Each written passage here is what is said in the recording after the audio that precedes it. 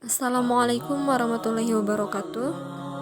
Nama saya Rizky Siti Fatimah dengan NPM 201200021. Pada video ini saya akan merespon materi PAI 4 dari pertemuan 1 sampai 6 tentang syahadatain atau dua kalimat syahadat. Kata syahadatain berasal dari kata syahida yang artinya pekerjaan. Syahida artinya menyaksikan sebagaimana dalam Al-Quran wala taktumus syahadah, yang artinya dan janganlah kamu menyembunyikan persaksian.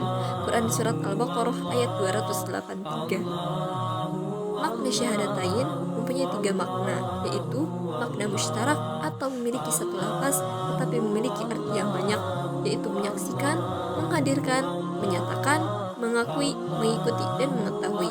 Makna yang kedua yaitu makna muradif atau memiliki satu arti tetapi memiliki banyak lafaz, yaitu al-ilan atau proklamasi, pernyataan, atau al-qasam yaitu sumpah, atau ikrar yaitu pengakuan. Dan makna yang ketiga yaitu makna syar'i, yaitu pernyataan yang diucapkan oleh lisan dan dibenarkan oleh hati. Dengan demikian, syahadat memiliki makna sebagai ikatan akidah, juga sebagai perjanjian, yaitu persetujuan tertulis maupun lisan berjanji akan apa yang telah disepakati. Adapun kelompok yang memenuhi janji sebagai berikut, yaitu muttaqin, mukminin, musallin, ulul albab. Dan yang ketiga yaitu kontrak sosial, adalah persetujuan antara makmum dan imam untuk melakukan sesuatu yang dianggap benar. Dalam syariat Islam, kontrak Islam yaitu baiat adalah pengucapan sumpah atau janji setia kepada imam, dan juga tijarah atau baiat jual beli antara seorang mukmin dengan Allah. Kedudukan syahadatain dalam syariat Islam yaitu rukun pertama, rukun Islam, yaitu syahadatain adalah dasar dan aset bangunan Islam. Maka amal kebajikan seorang muslim akan menjadi sia-sia apabila tidak diawali dengan syahadatain. Dan kedudukan yang kedua yaitu perwujudan al-wala dan al-bara, yaitu kalimat la ilaha illallah terdiri dari dua pernyataan. Kalimat la ilaha selain menolak sesembahan selain Allah, sekaligus penolakan dan pencabutan loyalitas terhadap tagut. Terdapat di dalam Quran surat Al-Mumtahanah ayat 1 dan juga Quran surat Az-Zukhruf ayat 26. Kalimat illallah adalah sikap menerima hanya kepada Allah sebagai sesembahan. Aplikasi al-wala dan al-bara dalam kehidupan sosial telah dicontohkan oleh Nabi Ibrahim sebagai uswah orang beriman. Kedudukan yang ketiga yaitu tujuan akhir proses dakwah. Dakwah adalah mengajak ke dalam kebaikan. Terdapat di dalam Quran surat Ali Imran ayat 104, serta mengeluarkan manusia dari kegelapan menuju terang benderang. Kedudukan yang keempat yaitu akar pohon Islam. Bukankah suatu pohon akan mati apabila tidak memiliki akar? Bukankah dengan akar yang baik akan tumbuh pohon yang baik? Begitu pula dengan tauhid yang kuat akan tumbuh Islam yang kokoh, yang akan melahirkan akhlak terbaik untuk generasi terbaik. Dan yang kedudukan yang kelima yaitu pondasi bangunan Islam. Islam dibangun atas 5 landasan. Tanpa pondasi bangunan tidak akan berdiri tegak, begitupun Islam tanpa pondasi. Kedudukan yang keenam yaitu penjaga fitrah. Agar kefitrahan terpelihara, maka kita harus memelihara hubungan kita dengan Allah dengan cara melaksanakan segala perintahnya. Syahadatain dalam proses kehidupan manusia yaitu sebagai tahapan kehidupan manusia. Disebut kematian karena ruh dan jasad belum bersatu. Adapun 4 tahap proses pembentukan manusia yaitu tahap pertama yaitu kematian pertama. Disebut kematian karena ruh dan jasad belum bersatu. Jasad masih di dalam janin, sedangkan ruh masih dalam arwah.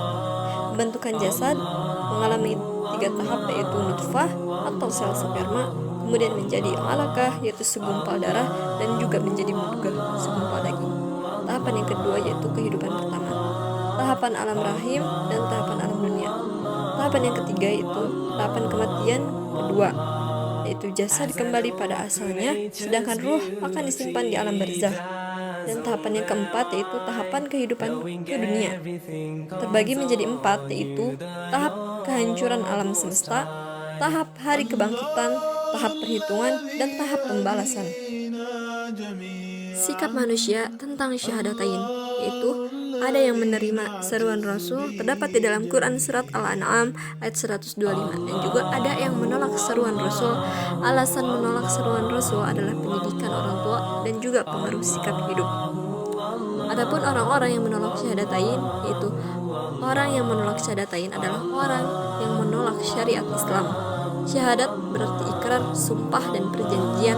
Para pembesar Quraisy memahami betul inti kalimat syahadat. Karena itu, mereka menolak saat Rasulullah SAW meminta mereka untuk mengucapkan La ilaha illallah Muhammadur Rasulullah. Fungsi syahadatain terbagi menjadi 3, yaitu fungsi individual, fungsi sosial, dan juga fungsi sosial muslim. Adapun fungsi individual yaitu membebaskan dosa masa lalu. Semua dosa akan diampuni Allah Subhanahu wa Ta'ala, karena Allah sang penerima taubat kecuali dosa syirik. Seperti firman Allah di dalam Quran surat An-Nisa ayat 116 yang berbunyi, A'udzu billahi minasyaitonir rajim.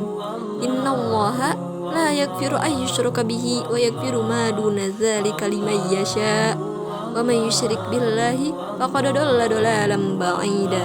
Yang artinya, Allah tidak akan mengampuni dosa syirik atau mempersekutukan Allah dengan sesuatu, dan Dia mengampuni dosa selain itu bagi siapa yang Dia kehendaki. Dan barang siapa mempersekutukan sesuatu dengan Allah, maka sungguh dia telah tersesat jauh sekali. Shadaqallahul Aliyyul Azim.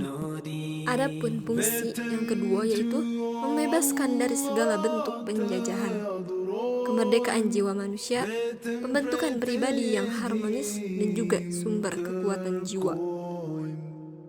Dan yang berikutnya, mari kita bahas tentang fungsi sosial. Fungsi ini dalam masyarakat muslim sebagai transaksi sosial antara individu dengan institusi masyarakat muslim dalam sistem masyarakat atau perangkat sosial. Dan yang berikutnya yaitu fungsi sosial muslim. Apabila seseorang telah melaksanakan syahadatain, artinya dia telah terikat dengan Islam. Konsekuensinya, dia berkewajiban melaksanakan aturan dan ajaran yang ada di dalam Islam. Mungkin dari saya dicukupkan sekian. Mohon maaf apabila ada kekurangan dan kesalahan. Terima kasih atas perhatiannya. Wassalamualaikum warahmatullahi wabarakatuh.